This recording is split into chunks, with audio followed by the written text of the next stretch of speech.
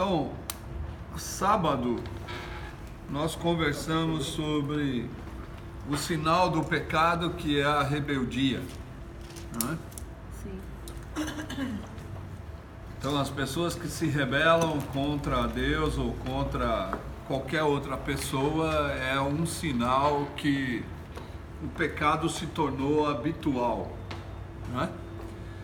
Quando nós falamos de se rebelar contra Deus, a gente pode perceber que as pessoas, o sinal de se rebelar contra Deus é se rebelar contra a sua criação, contra a criação de Deus. Então, isso faz com que eu possa perceber que o pecado se tornou tão habitual, que rotineiro, né, cotidiano, que você não liga mais para as coisas, né, em cuidar das coisas, em cuidar do outro, em cuidar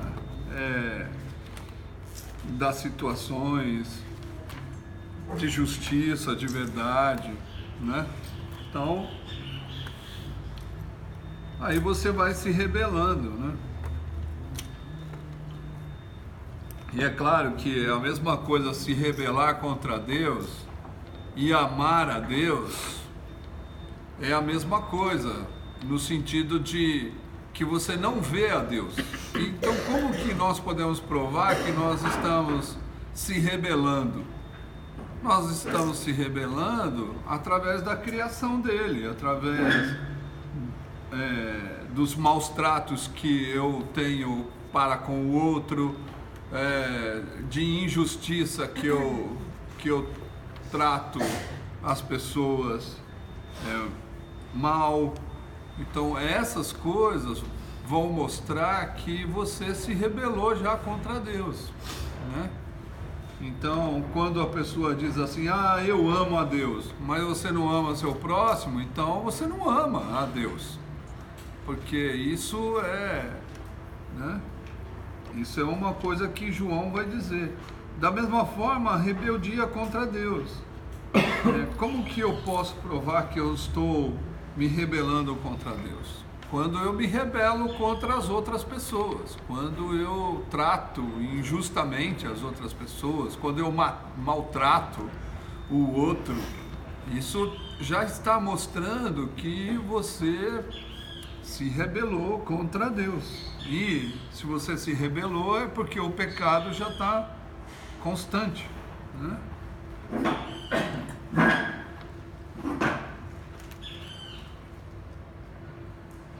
Quando eu vejo uma pessoa como meu objeto de desejo, isso também é algo que faz com que a pessoa mostre que ela vai se rebelar contra alguém. Quando eu desejo algo, eu me torno tão cego que eu vou me rebelar. Por isso que João está escrevendo sobre a concupiscência dos olhos, concupiscência da carne, a soberba da vida, que esse é só o desenvolvimento do pecado. Porque quando você está envolvido no desejo, você com certeza já está com o pecado cotidiano e habitual. Então, nós conversamos sobre isso no sábado, né? Sim. Então, no sábado nós conversamos sobre o verso 4. Então nós vamos ler o verso 5 hoje, beleza? Então o verso 5 diz da seguinte forma: E bem sabeis que ele se manifestou para tirar os pecados, e nele não há pecado, né? Então, esse é o texto. Então, se nós formos olhar, quando Jesus ele vem à Terra, ele vem com um objetivo.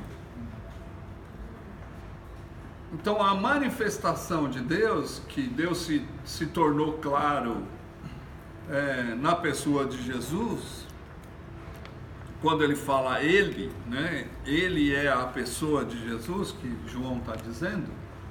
Então, quando ele se manifestou, quando Jesus se manifestou, ele se manifestou para tirar o pecado. Então, qual é o objetivo de Jesus? Salvar nossos pecados. Tirar nossos pecados, né? Então, eu não deu tempo de eu olhar, mas eu acho que tirar é muito forte, né? Nos salvar, né? Dos nossos pecados. Nos livrar. Não deu tempo de ver. Mas assim, o objetivo de Jesus é tirar os pecados. Então, qual é a consequência do pecado? A morte. A morte. Então, na verdade, se ele tira o pecado, ele também está tirando a consequência do mesmo, né? Então, Jesus, ele veio para tirar a morte. E Paulo vai dizer muito claro, né? Morte, ó morte, onde está o seu agrilhão, né? Então, uma das coisas é Jesus, ele vence a morte. Então, é algo que está muito ligado. Outra consequência do pecado, quando de verdade nós estamos vivendo a vida cristã e nós pecamos por não ter hábito, porque é isso que nós aprendemos. Então tem pessoas que pecam habitualmente e tem pessoas que não têm hábito de pecar, né? Não que a gente não peque, né? Mas João está falando da prática cristã. Então quando nós erramos contra alguém, porque o pecado é sempre contra alguma pessoa, existe uma culpa que nasce e brota em nós. Então, o que esse texto está dizendo, que essa consequência também tem que terminar. Então, o que João está dizendo é que nós não podemos carregar culpa, porque Jesus, ele já nos perdoou. Então, quando nós olhamos para o nosso passado, ou quando nós olhamos para nós mesmos, nós carregamos várias culpas. E aí nós não conseguimos viver porque a nossa mente, as consequências dos erros passados fazem com que eu não consiga andar para o futuro. Isso é consequência da culpa que carregamos. E uma das coisas interessantes que a culpa faz também é eu transfiro a culpa para o outro, ou então eu trabalho nessa dinâmica de culpar o outro, porque eu também já estou culpado. Eu já tenho culpa suficiente e eu não consigo lidar com essa culpa. Então eu vou transferir a culpa para o outro, sempre vou transferir culpa para o outro, porque a minha mente está lotada de culpa. Então essa situação faz com que eu comece a transferir a culpa para o outro. Então a dinâmica do pecado é uma destruição da nossa mente, porque nós vamos nos culpando e carregamos a nossa vida de culpa passada e nós não conseguimos nos desvencilhar da culpa. Então tudo o que fazemos para reconhecimento, fazemos porque queremos ser reconhecidos. Então isso é uma destruição da nossa vida. E Jesus veio para fazer isso, tirar a culpa. Então, eu não posso trabalhar mais na dinâmica de culpar alguém, porque se Jesus veio para perdoar, eu também preciso perdoar. E quem eu devo perdoar? Eu devo perdoar a mim mesmo, porque eu não posso carregar mais essa culpa. Eu tenho que perdoar o outro que me ofendeu. E essa é a dinâmica do Evangelho. né? Porque Jesus ele vem perdoar aquele que o ofendeu, né? Então essa é a dinâmica verdadeira do Evangelho: perdoar aquele que nos ofende, né? E essa é uma dificuldade da vida cristã, porque nós somos humanos, porque nós falhamos. E essa é uma dificuldade, por quê? Porque nós acreditamos que quem nos ofendeu precisa de verdade vir e pedir perdão, né? Mas na verdade o que Jesus faz é perdoar aqueles que nos ofenderam. E parece que isso está na oração do Pai Nosso, né? Perdoar aqueles que nos ofendem. Então o pecado tem uma consequência de levar a pessoa à morte através da culpa. Então, se nós não perdoamos os nossos pecados que fizemos, ou se nós carregamos a culpa dos nossos pecados passados, somos carregados pela culpa, nós não vamos conseguir pensar em outra coisa a não ser na culpa. E aí nós vamos criar uma dinâmica, e o desenvolvimento da nossa vida vai ser em tentar agradar o outro para ser reconhecido. Isso é morte, né? Isso é morrer. Porque eu não estou fazendo porque amo, eu estou fazendo porque quero reconhecimento. Então isso vai acabando com a minha vida. Agora, quando eu sou liberto, porque é isso que Jesus vem fazer, é tirar a culpa, então nós vemos a libertação, né, chegando. Então, a primeira coisa que eu preciso fazer é me perdoar. Eu já disse aqui na mesa que se você não se perdoa, você quer ser maior do que o próprio Deus que já te perdoou. Então, quem é você para não se perdoar, né? Você é uma criação de Deus. Você precisa entender que o perdão dele nos atinge completamente. Mas como essa situação de culpa é subjetiva, a gente trabalha dentro da nossa cabeça, então a gente muitas vezes não consegue se perdoar, nós não conseguimos nos perdoar devido à situação estar na nossa mente. Por isso que Paulo, por isso que outros escritores da Bíblia vão dizer que você tem que renovar a sua mente. Porque se você não renovar a sua mente, você não vai conseguir se desvencilhar da culpa. Para isso você precisa trabalhar a questão de entender o papel de Jesus na sua vida. Qual é o papel de Jesus na minha vida? Me fazer uma pessoa liberta, me dar a carta de euforia da minha própria luta, da minha luta mental. Então, e essa é uma condição de viver o Evangelho, né? Viver o Evangelho. Eu faço algo pelo outro, não pelo reconhecimento, porque amo.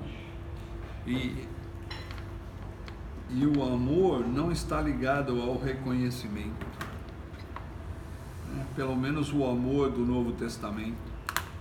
O amor do Novo Testamento não está ligado ao reconhecimento, porque Jesus e Deus nos amou não requerendo nada. Ele simplesmente amou. Se nós olharmos para nós mesmos, diante de Deus, o que Deus nos pediu? O que Deus nos pediu para nos amar? Nada. Por que Ele nos amou? Porque Ele quis. É decisão dele. Por que Ele nos perdoou? Porque é decisão dele. Ele decidiu. Não fomos nós que fizemos algo que fez com que Ele nos amasse. Ele simplesmente nos amou porque Ele construiu, Ele criou a gente. E por criar a gente, Ele nos ama. Aí a gente olha para nós e fala, puxa, mas eu sou um bosta. Puxa, desculpa aí do bosta. Mas assim, puxa, eu não presto para nada, eu não sirvo para nada. Todas essas afirmações que você faz sobre a sua vida é consequência de uma culpa que você está carregando do passado. Que você acha que você não serve para nada, que você é ao contrário de toda a sociedade, né? Então eu sempre vou estar me condenando, me autoflagelando, porque eu sempre vou estar carregando algo dizendo, eu não sirvo para nada, eu não sou ninguém, Não, cara, você é, porque Deus te fez, porque Ele tem um objetivo para a tua vida. Então, Deus, Ele quer libertar a gente, e por isso Ele age dessa forma. Se nós fôssemos colocar os nossos pecados todos na mesa, era capaz da mesa quebrar, de tanto peso que tem. Mas Ele nos carregou, Ele carregou o nosso pecado. É isso que a Bíblia diz. E muitas vezes nós temos dificuldade de entender que Ele nos libertou. E a Bíblia é muito clara lá em Gálatas que nós temos que carregar os pecados uns dos outros e não condenar o pecado do outro. Só que, posso fazer uma pergunta? Pode? Só que se eu considerar isso daí, toda vez que eu cometer um erro, certo? Considerar que tá perdoado, não, tá perdoado, mas também não for até o irmão e desconsiderar o que o irmão pensa, eu não vou estar desconsiderando uma pessoa, eu não vou estar me colocando também acima dessa pessoa, eu não vou estar também, eu tô nem aí para essa pessoa, Jesus já me perdoa e tá tudo certo. Não, esse pensamento é errado, não é o que a Bíblia está dizendo. Eu estou falando que eu carrego a culpa do meu pecado. Agora, se todo pecado é contra alguma pessoa, Isso. então eu estou ofendendo uma pessoa, e isso me traz um peso na consciência que chama culpa. Sim. Né? Então, para eu poder eliminar essa culpa, eu tenho que pedir perdão, ser perdoado e saber que Deus já me perdoou, né? E saber que Deus já me perdoou. Mas a prática do perdão é dessa forma. Eu ofendi alguém e eu tenho que pedir perdão. E eu não posso, e o outro que foi ofendido, ele não pode jogar o pecado, o meu pecado ou a minha culpa para os outros, porque essa é a dinâmica da violência. A dinâmica da violência é eu ofendi o meu irmão, eu tenho que pedir perdão, mas o outro também precisa me perdoar. Agora, o que nós fazemos como dinâmica da violência é eu pedir perdão, porém o outro fica jogando na minha cara a culpa que tenho, o erro que cometi. Então, essa situação faz com que a culpa comece a viver mais, ou a violência comece a viver mais do que o amor de Deus, do que o perdão. Ele perdoou, mas fica sempre te lembrando. Então, mas isso é uma coisa que o homem tem. Perdoar. A gente tem que sair dessa dinâmica. Eu vou esquecer o que as pessoas fizeram contra mim? Não, mas quando eu perdoo, vai ser um sinal. Quando eu olhar para a pessoa, eu vou olhar e vou dizer, o cara pisou na bola comigo, mas eu decidi perdoar. Então eu tenho que dar uma nova chance dessa relação que acontece entre eu e o outro. Então quem perdoa está dizendo, eu quero te dar uma nova chance para viver uma relação comigo. Então você pode se aproximar. E errar de novo. E é lógico que a possibilidade de errar é grande, mas eu estou aqui para essa dinâmica, eu não estou aqui para jogar uma pessoa na morte, eu estou aqui para trazê-la para a vida. Então, o cristão que não entende isso, ele sempre vai trabalhar com a dinâmica da violência, que é a culpa. Eu vou culpar, a pessoa já está culpada porque errou, então eu vou culpar mais, eu vou massacrar ela. Isso Muda mais a Tipo pessoa. assim, um é responsável pelo outro. Isso. Pela culpa do outro. Isso, por isso que eu disse que quando um cristão peca, o erro é de todo mundo. Quando um cristão acerta, o acerto é de todo mundo. Porque nós fazemos parte de um corpo só. Se um dedo falha, todo o meu corpo vai sentir a falha desse dedo. E vai estar contaminado pela dificuldade dele, né? Então, o membro em si do corpo vai fazer com que o corpo sofra. A partir do momento que eu apliquei o remédio, o membro sarou e o corpo todo vai sarar. Mas ao se aproximar não podemos, devemos tentar não errar novamente, né? É lógico. Isso é a dinâmica da pessoa cristã. E se eu dizer que eu perdoei e ficar jogando aquilo que foi o ato cometido para a pessoa, quer dizer que eu não realmente eu não perdoei. Eu falei o perdão, eu aceitei, mas de boca para fora, tá? Mas não. Então, mas é porque não entendeu o perdão de Deus e também leva a culpa, né? Por isso não posso, se no caso eu falei, eu te perdoo, eu não posso ficar jogando aquilo que foi feito na cara da pessoa. Isso aí não houve perdão realmente. Aí eu fico guardando a mágoa.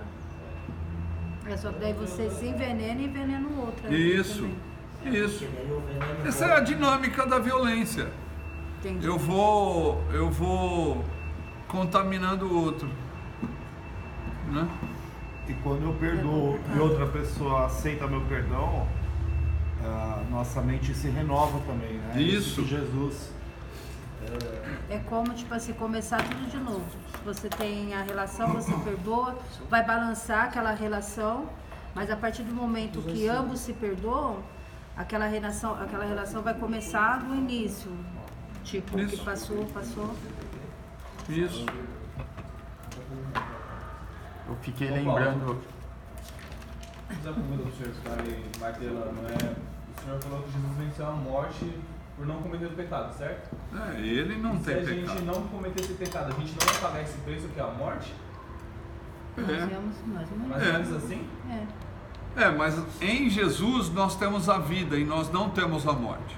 Em Jesus nós viveremos. Por isso que Jesus ele diz, eu sou o caminho, a verdade e a vida.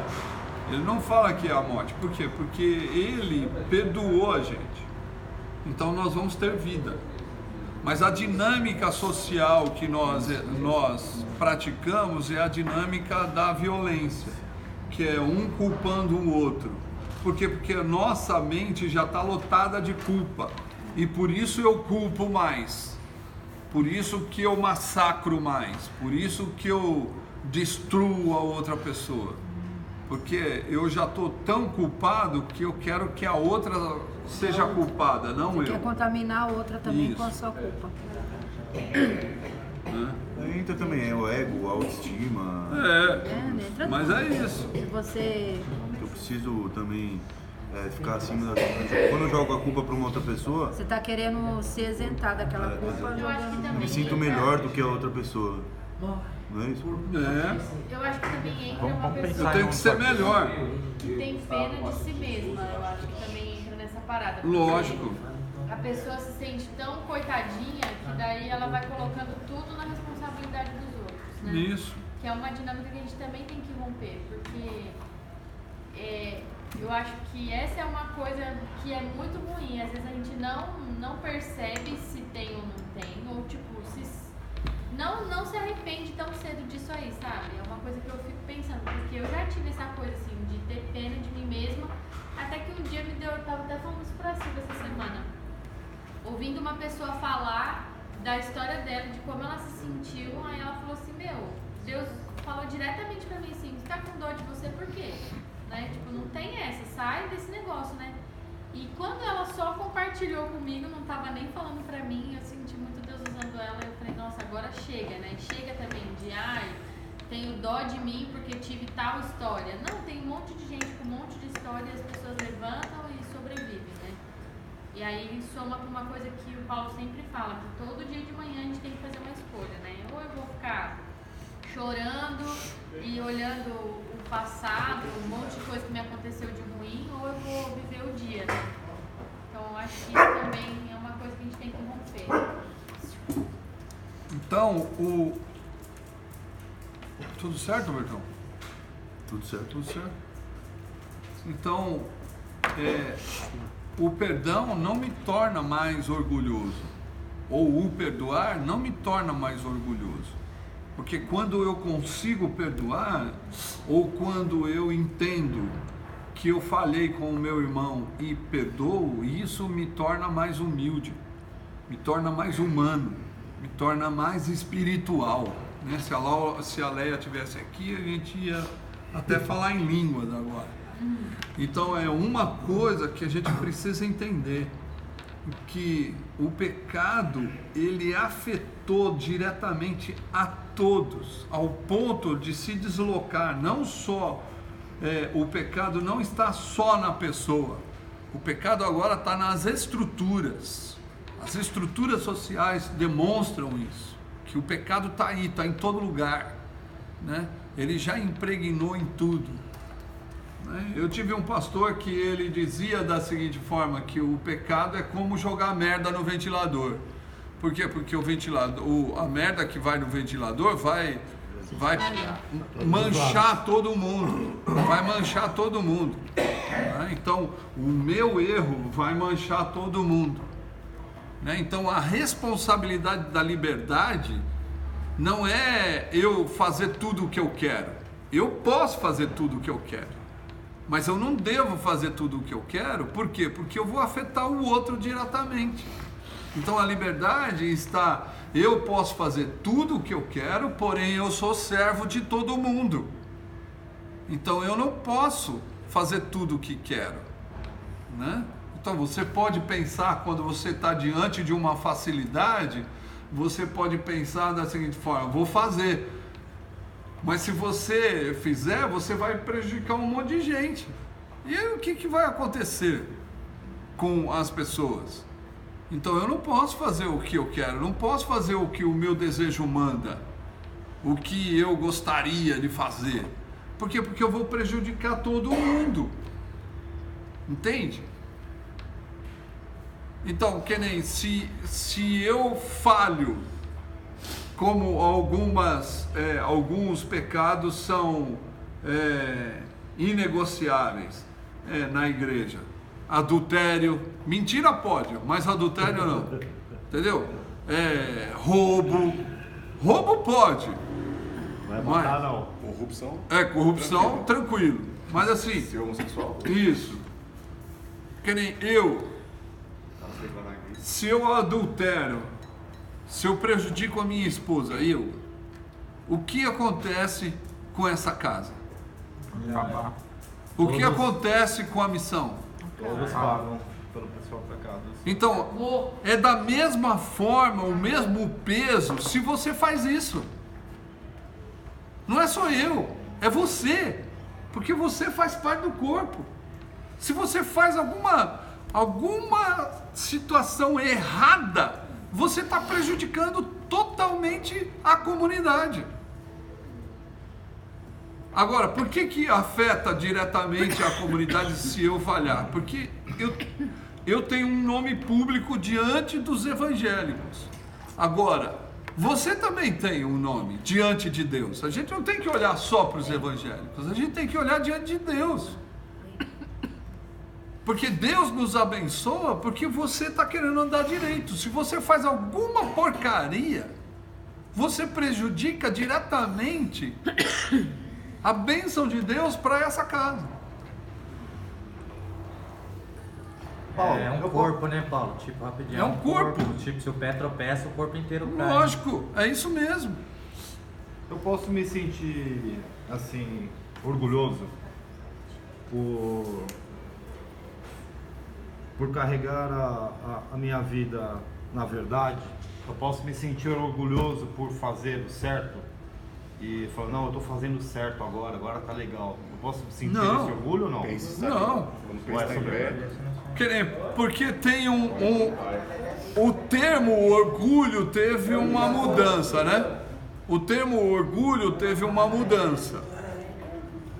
Mas o que tem que fazer para você permanecer, na verdade, é ser humilde. Foi o que eu falei para o Rodrigo aqui quando ele chegou. Quer dar certo? Sirva, seja humilde e se humilhe. Isso vai fazer com que a sua vida dê certo. Agora, se você ser orgulhoso, né? Se você não servir e se você achar que você é mais do que os outros, sua vida não dará certo aqui. Então deixa eu reformular minha pergunta.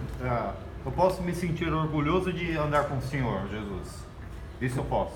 Acho que Não. orgulhoso É uma não palavra- é um termo bom. O termo orgulho significa que eu não quero ser quem eu sou, Eu me sinto feliz por isso. porque eu quero ser mais do que o outro. Orgulho significa soberba, estar acima. Feliz pode. E orgulho, Feliz sim, Então beleza. eu me torno... acho que o orgulho também traz uma questão assim, de que parece que nós temos capacidade para fazer essa coisa, né? E assim, a gente só consegue andar com Jesus ou viver qualquer coisa mais parecida com ele porque ele opera algo em nós, sabe? Então assim, não tem como você ter um orgulho, porque o orgulho é algo seu, assim. Se o que tem aí não vem de você. Entendi. Vem de fora pra dentro. Deus entrou na sua história. Então, se alguém pudesse ficar orgulhoso, se esse termo fosse legal, seria Deus mesmo, sabe? Tipo, eu tenho orgulho do meu filho, mas Eu sou o cara. tipo, eu sou o cara porque é o que eu faço. Jesus aqui pode com as falar, pessoas. eu sou o cara, nós Mas o não. orgulho, ele traz esse peso, assim, é como você criar algo, você tem orgulho daquilo que você fez. Mas essa parada de andar com Jesus não somos nós que fazemos, sabe? Uma vez, ô Rodrigues, veio o jovem rico, falar com Jesus, aí chamou ele, bom mestre. Aí Jesus fala, por que me chamando de bom? Só existe um Deus que é bom. Então ele poderia falar, eu mesmo, pode falar, eu sou bom. Nós que tá. Nem ele, até ele se esquivava dessas paradas Porque ele aí. era apenas só o filho. Porque Então se realmente ele se esquivava, irmão, a gente tem que ficar, pianinho. Tira a palavra da minha boca. Então, mas assim, o pecado, ele mancha a comunidade. E Jesus, ele veio para tirar esse pecado de nós. Porque ele quer uma igreja santa e sem mácula. Sem mancha, sem machucado. Mácula é machucado. E todo o pecado mancha a gente. Né? Mancha a gente. O seu erro me mancha. O meu erro te mancha. Então o que nós precisamos fazer? Nós precisamos nos arrepender. Porque é essa a única situação que faz com que o pecado vá embora. Eu me arrependo, entrego e agora eu sou livre. Eu sou livre. Sou livre para fazer tudo o que eu quero? Tudo o que você quer, você é livre. Mas você não pode, porque você tem responsabilidade para com o outro. Né? Ao mesmo tempo sou livre, mas, no entanto, eu sou escravo de todos. Então não posso. Não posso errar. Mas e as minhas vontades? Então, vontade todo mundo tem. Mas vontade dá e passa. eu ia falar isso. Vontade dá e passa. Eu tenho muito desejo. Esse desejo também passa. Eu tô com uma vontade louca de chutar tudo, de chutar o balde. Eu também, todo dia. Mas eu não posso. Então é isso. E aí tem gente que vê que cresceu, né? Que não fica tendo todo impulso, vou lá e faço. Chilique, né? Mas Jesus, ele veio para isso. Mas tem a constância também, né, Paulo? Que nem você falou. A pessoa pode estar ruim hoje, mas que ela esteja melhor amanhã também. Amanhã, tipo, hoje eu tô ruim, amanhã não. Amanhã eu vou estar melhor, cabeça seguir, vou buscar acertar de novo. Isso. Então, Jesus, ele veio para nos libertar. Ele é o libertador. Você precisa experimentar essa liberdade que tem em Cristo Jesus. O que o mundo oferece não é liberdade. Liberdade de viver. Uma vez eu ouvi servindo. de uma pessoa, ela falou assim para mim: quanto mais no mundo você se sente livre, mais escravo você se torna. É isso mesmo. Isso é o Evangelho. Isso é o Evangelho. Então nós não podemos trabalhar com essa dinâmica da culpa, né? Nós temos que trabalhar com a dinâmica da libertação. E a dinâmica da libertação é: nós somos livres. Então, Jesus te perdoou. E por isso, nós vamos perdoar também. As marcas nós vamos carregar dos erros que as pessoas cometeram conosco. Mas as marcas, elas não podem falar mais alto do que o sangue de Jesus, do que o sacrifício de Jesus na cruz.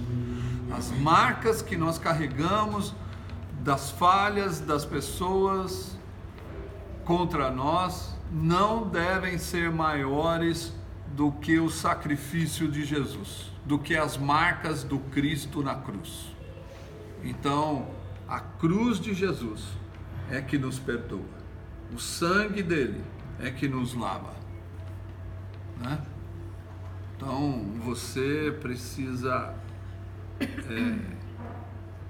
assumir essa responsabilidade de andar, porque Jesus já te perdoou. Mas o meu erro lá no passado que eu fiz e tal, Deus já te perdoou. O erro que eu vou fazer lá no futuro, Ele já te perdoou, né? O erro que eu estou cometendo agora, Ele já te perdoou. Mas para eu ser sarado, a Bíblia diz: confessai os vossos pecados uns aos outros e sereis sarados.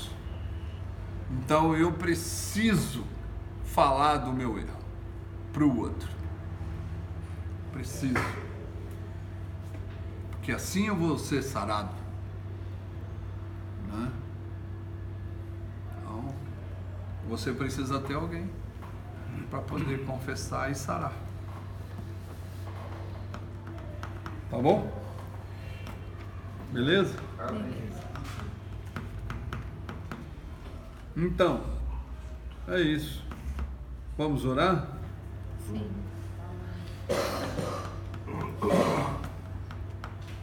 Senhor Jesus, nós queremos te agradecer porque o Senhor veio para tirar o pecado, os pecados nossos, e queremos te louvar.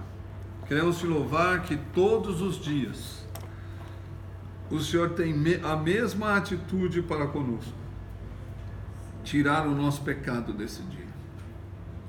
E nós queremos te agradecer porque o Senhor é aquele que não pecou, não errou. Então o Senhor tem condições de nos lavar com o teu sangue e nos deixar mais branco do que a neve.